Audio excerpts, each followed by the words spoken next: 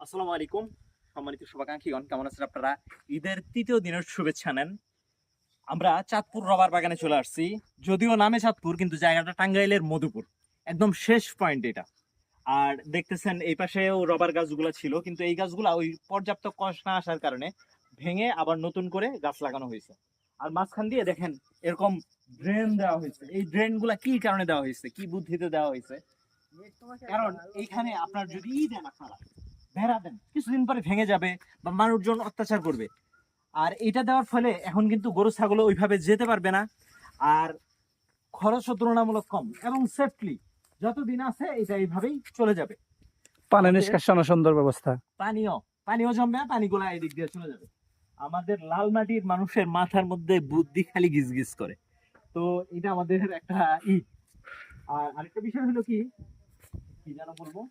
তো এখন আমাদের টাঙ্গাইলের মধ্যপুরে কিন্তু সব ধরনের ফসল আবাদ হয় এবং এক ক্ষেতের মধ্যে বিভিন্ন ধরনের ফসল মানুষজন আবাদ করে। মানুষজন আধুনিক হচ্ছে। এই যে বাগানে তো কত কিছু করছে, এই যে দেখেন একসাথে আনারস পেঁপে একসাথে করছে, আবার রাবার গাছ আছে। আর আরেকটা বিষয় হলো কি, আপনার এখন ভিন্ন কিছুতে আসতে হবে। একটা দিয়ে চলার মতো সময় আর নাই। যে কোনো একটা চাকরি বা যে কোনো একটা ব্যবসায় আসলে আপনার জন্মই হয় নাই যে কোনো একটা কিছু করার জন্য। একটা জিনিস স্টার্ট করে মানুষজন দিয়ে করাইতে হবে, তদারকি করতে হবে এবং বিভিন্ন কিছু করতে হবে। আর কৃষি খাতে এখন চলে আসতে হবে। সবাই এখন কৃষির দিকে ঝুঁকতেছে।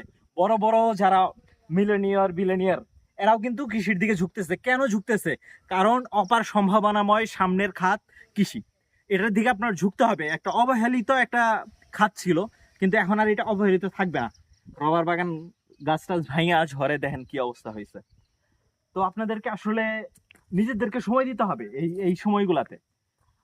এই যে যে আমরা যারা অনলাইন ব্যবসায় আছি, আমাদের তো ব্যস্ততা থাকে। ব্যস্ততা আহামরি ব্যস্ততা না থাকলেও একটু ব্যস্ত থাকে। ঈদের মধ্যে একটু ব্যস্ততা কম, কুরিয়ার বন্ধ। তো এই সময়টা নিজেদেরকে সময় দিতে হবে, রিফ্রেশ করতে হবে, পুরো উদ্যমে কাজ শুরু করার। তো সকলকে অসংখ্য ধন্যবাদ।